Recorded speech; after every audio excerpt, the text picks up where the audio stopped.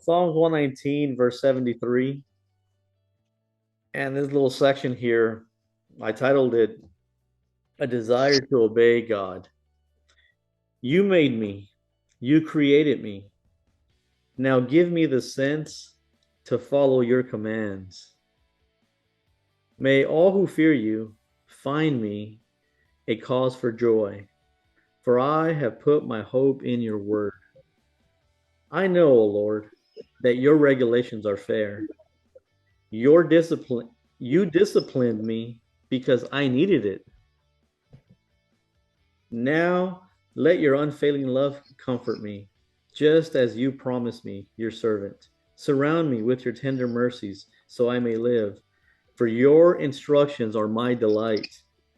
Bring disgrace upon the arrogant people who lied about me. Meanwhile, I will concentrate on your commandments.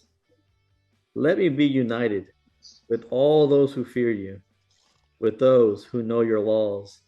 May I be blameless in keeping your decrees, then I will never be ashamed. And so I love this prayer here. He's asking the Lord to give him a sense to follow his commands. What a beautiful prayer. Lord, I want to desire to obey you. I love your law. Your law is not burdensome. It comforts me. And so, we think about his law, and does honor your father and your mother comfort you? Does not coveting not coveting your neighbor's wife comfort you? Or is it a burden to you? Is it a delight to you? Do not steal. Is it a delight? Do not commit adultery. Is it a delight? Or is it a problem?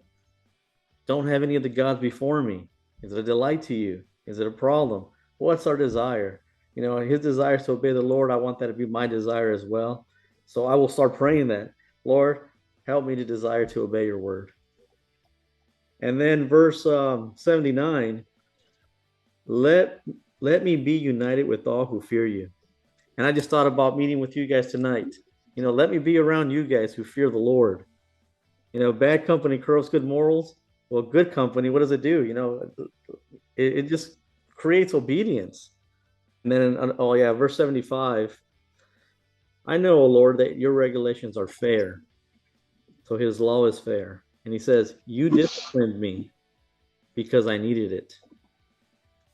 Talk about a contrite heart. Psalms 51, a man who understands, why did these things happen to me? He doesn't even ask, David committed adultery with Bathsheba.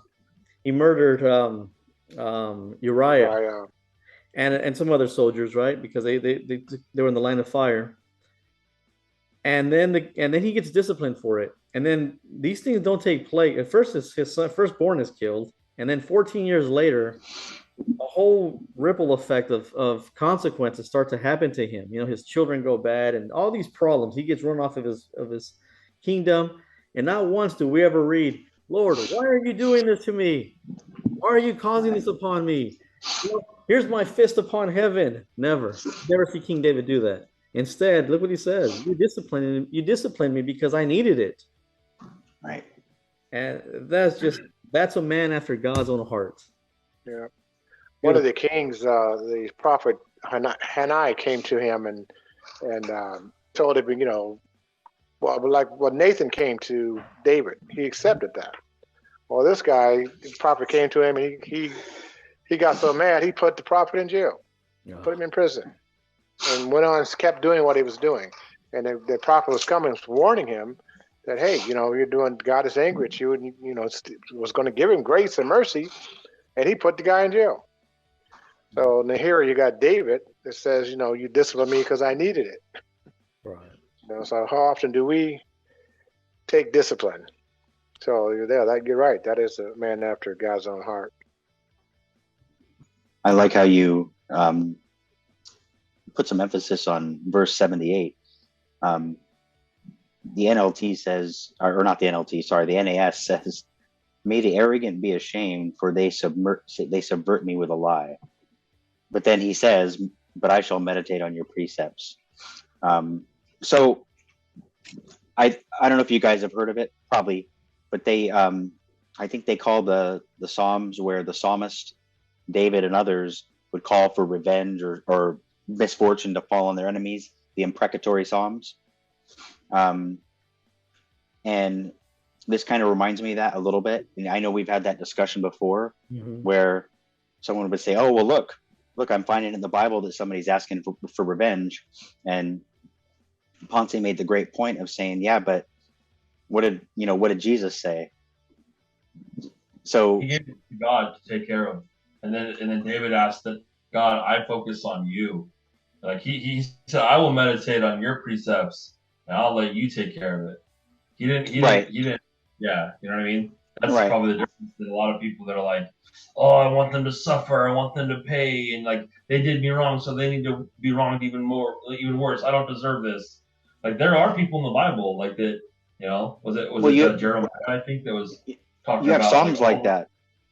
There are Psalms like that where the psalmist David and others were saying, may this happen, or may they be dashed on the rocks, and just these different things.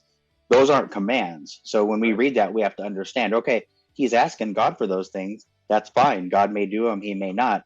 We don't ask for those things because we have the New Testament where Jesus said, love your enemies. Right. Bless those who curse you. Well, it's one thing to ask God to have vengeance than for us to take it in our own hands. So, I mean, he just, vengeance is mine, saith the Lord. So he says, meanwhile, I'll focus on your commandments. I'll let you handle what they've done wrong. I'm gonna focus on what your word. Yep.